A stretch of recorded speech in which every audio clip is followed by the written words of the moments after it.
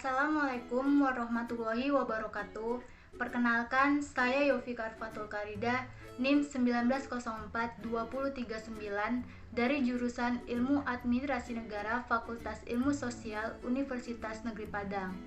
Baiklah, di sini saya akan mempresentasikan hasil pencarian saya terkait mata kuliah Geografi Regional yang diasuh oleh Ibu Rahmaneli, MPD. Di sini saya akan menjelaskan tentang Indonesia, karakteristik Indonesia dengan negara tetangganya. Adapun poin-poin yang akan saya bahas, yang pertama adalah saya akan menunjukkan peta letak ibu kota masing-masing negara di Asia Tenggara. Yang pertama adalah negara Indonesia dengan ibu kota negaranya berada di kota Jakarta. Yang kedua adalah Malaysia dengan ibu kota negaranya berada di kota Kuala Lumpur. Yang ketiga adalah Filipina dengan ibu kota negaranya berada di kota Manila. Selanjutnya adalah Singapura dengan ibu kota negaranya berada di kota Singapura. Selanjutnya adalah Kamboja dengan ibu kota negaranya berada di kota Phnom Penh. Selanjutnya adalah Laos dengan ibu kota negaranya berada di kota Vientiane. Selanjutnya adalah Myanmar dengan ibu kota negaranya berada di kota Naypyidaw. Selanjutnya adalah Thailand dengan ibu kota negaranya berada di kota Bangkok. Selanjutnya adalah Vietnam dengan ibu kota negaranya berada di kota Hanoi. Selanjutnya adalah Brunei Darussalam dengan ibu kota negaranya berada di kota Bandar Seri Begawan. Yang terakhir adalah Timor Leste dengan ibu kota negaranya berada di kota Dil. Selanjutnya, poin yang kedua adalah menjelaskan letak astronomis Indonesia dan Asia Tenggara. Pertama, saya akan menjelaskan letak astronomis Indonesia. Ini adalah gambaran peta Asia Tenggara. Indonesia sendiri terletak pada 6 derajat lintang utara yang berada di ujung Pulau Sumatera, yaitu Pulau W, sampai dengan 11 derajat lintang selatan yang berada di Pulau Rote. Ini dinamakan garis lintang. Dan berada di 95 derajat bujur timur yang berada di Pulau Sumatera sampai dengan 141 derajat bujur timur yang berada di kota Maroke yang dinamakan dengan garis bujur. Yang kedua, letak astronomis Asia Tenggara. Asia Tenggara berada di letak 29 derajat lintang utara sampai dengan 11 derajat lintang selatan dan 93 derajat bujur timur sampai 141 derajat bujur timur.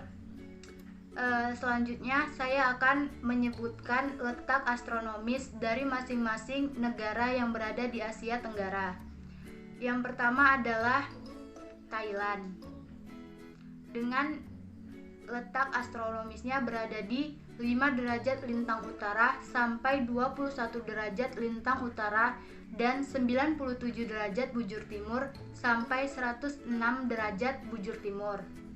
Selanjutnya Myanmar berada di letak astronomis 10 derajat lintang utara sampai dengan 29 derajat lintang utara dan 92 derajat bujur timur sampai 101 derajat bujur timur.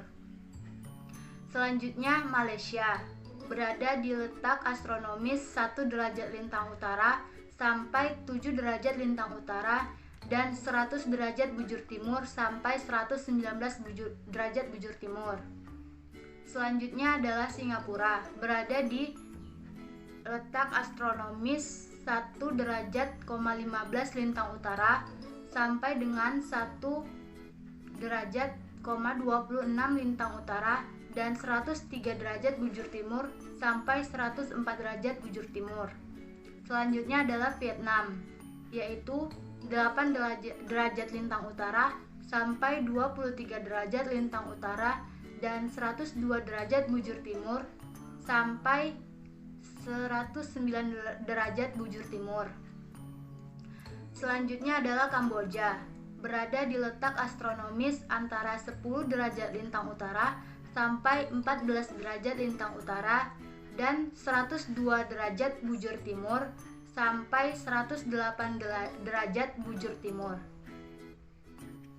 Selanjutnya adalah Brunei Darussalam, dengan letak astronomisnya berada di 4 derajat lintang utara sampai dengan 5 derajat lintang utara dan 114 derajat bujur timur sampai 115,5 derajat bujur timur.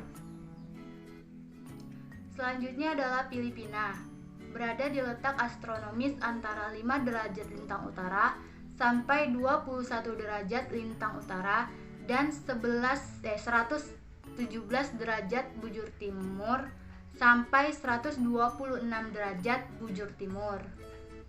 Selanjutnya adalah Indonesia, di mana yang sudah kita jelaskan tadi, yaitu berada di 6 derajat lintang utara sampai 11 derajat lintang selatan dan 95 derajat bujur timur sampai 141 derajat bujur timur. Selanjutnya adalah Laos, berada di 14 derajat lintang utara sampai 22 derajat lintang utara dan 100 derajat bujur timur sampai 107 derajat bujur timur. Dan yang terakhir adalah Timur Leste, berada di antara 8 derajat lintang selatan sampai 10 derajat lintang selatan dan 124 derajat bujur timur sampai 120 derajat, 30 bujur timur. Selanjutnya, poin yang ketiga adalah saya akan menunjukkan di peta nama-nama pulau besar yang ada di Asia Tenggara. Yang pertama adalah Pulau Boracay yang berada di Filipina. Pulau Boracay adalah pulau terbesar yang ada di Filipina. Pulau ini terletak sejauh 315 km dari kota Manila. Ini adalah gambaran dari Pulau Boracay. Selanjutnya adalah Pulau Havelock, berada di Vietnam. Pulau Havelock adalah pulau besar di Vietnam yang terletak 110 mili di lepas pantai tenggara Vietnam. Sekiranya ini adalah gambaran dari peta Pulau Havelock. Selanjutnya Pulau Phuket yang berada di Thailand. Phuket adalah sebuah pulau yang terletak di Laut Andaman dengan luas area 576 km².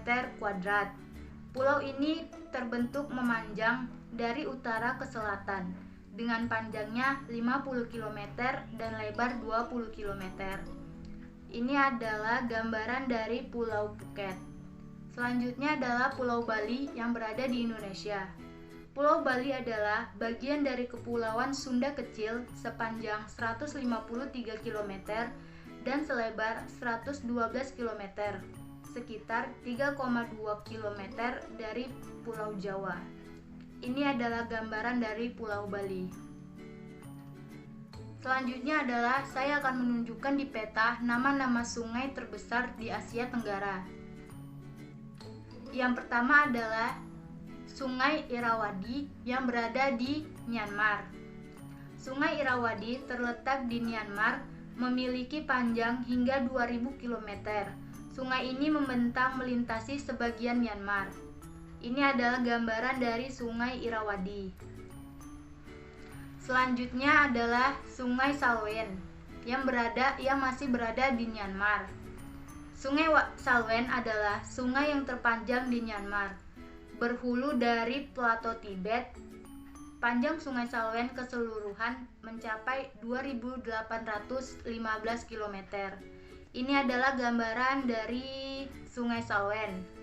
Selanjutnya adalah Sungai Chao Phraya yang berada di Thailand. Sungai Chao Phraya adalah sungai utama di Thailand dengan panjang sekitar 372 km. Sungai ini memiliki endapan aluvial yang rendah dan menyebar ke seluruh daratan Thailand. Aliran Chao Phraya berakhir di Teluk Thailand. Ini adalah gambaran dari letak Sungai Chao Phraya. Selanjutnya adalah Sungai Mekong yang melintasi 3 negara yaitu Laos, Kamboja, dan Vietnam. Sungai Mekong adalah salah satu sungai utama di dunia. Sungai Mekong merupakan sungai terpanjang ke-12 di dunia dan ke-10 terbesar dalam volume. Sungai Mekong memiliki luas sekitar 795.000 km kubik. Dari Tibet, sungai ini mengalir melalui Cina provinsi Yunnan, Myanmar, Thailand, Laos, Kamboja, dan Vietnam. Ini adalah gambaran dari Sungai Mekong. Selanjutnya adalah Sungai Merah yang masih berada di Vietnam. Sungai Merah adalah sebuah sungai yang mengalir dari Yunnan di Tiongkok barat daya melalui Vietnam Utara ke Teluk Tonkin. Ini adalah gambaran dari Sungai Merah. Selanjutnya adalah Sungai Kapuas yang berada di Indonesia. Sungai Kapuas atau Sungai Kapuas Buhang atau Sungai Batang Lawai merupakan sungai yang berada di Kalimantan Barat. Sungai ini merupakan sungai terpanjang di Pulau Kalimantan dan sekaligus menjadi sungai terpanjang di Indonesia dengan panjang mencapai 1143 km. Ini adalah gambaran letak Sungai Kapuas di Indonesia. Selanjutnya adalah Sungai Mahakam yang masih berada di Indonesia. Sungai Mahakam merupakan nama sebuah sungai yang juga terbesar di Provinsi Kalimantan Timur yang bermuara di Selat Makassar. Sungai dengan panjang sekitar 920 km ini melintas wilayah Kabupaten Kutai Barat di bagian hulu hingga Kabupaten Kutai Kartanegara dan Kota Samarinda di bagian hilir. Dan ini adalah gambaran dari peta Sungai Mahakam. Selanjutnya adalah Sungai Kinabatangan yang berada di Malaysia. Sungai Kinabatangan adalah sungai yang terletak di Sabah, Malaysia. Sungai ini adalah sungai terpanjang kedua di Malaysia dengan panjang 560 km. Sungai ini mengalir dari kawasan pegunungan di Sabah Barat Daya ke Laut Sulu di timur. Ini adalah gambaran dari Sungai Kinabatangan.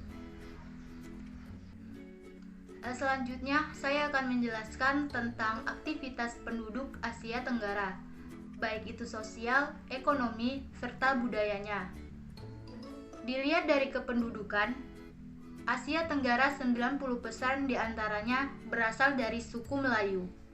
Mayoritasnya terdapat di negara Indonesia, Malaysia, dan Filipina. Singapura juga merupakan wilayah yang penduduknya homogen. Lebih dari 75% penduduknya adalah keturunan Cina. Berbagai kegiatan penduduk Asia Tenggara dilakukan untuk memenuhi kebutuhan hidupnya. Jenis kegiatan penduduk antara lain di bidang pertanian, perikanan, kehutanan, pertambangan, industri, dan kerajinan. Saya akan menjelaskan pada bidang pertanian, yaitu kawasan Asia Tenggara merupakan kawasan pertanian yang penting. Lebih dari 50% penduduknya bermata pencarian sebagai petani. Iklim di kawasan ini sangat mendukung kegiatan pertanian. Tanaman padi dan perkebunan banyak ditanam di kawasan Asia Tenggara. Selanjutnya, kegiatan perikanan. Penduduk Asia Tenggara banyak yang tinggal di dekat sungai dan danau, serta sepanjang pantai. Kegiatan penduduk di daerah tersebut umumnya sebagai nelayan atau peternak ikan. Ikan hasil tangkapan dan peternakan seperti tuna ataupun udang galah yang dipanen atau diambil dari Thailand, Filipina, dan Indonesia biasanya diekspor untuk dikirim ke luar negeri. Selanjutnya adalah kegiatan penambangan. Berbagai jenis bahan tambang terdapat di kawasan Asia Tenggara. Bahan tambang penting seperti minyak bumi, batu bara, dan tembaga diusahakan oleh industri pertambangan. Penduduk juga dapat melakukan kegiatan penambangan emas, timah, batu bara, dan minyak bumi dalam skala kecil.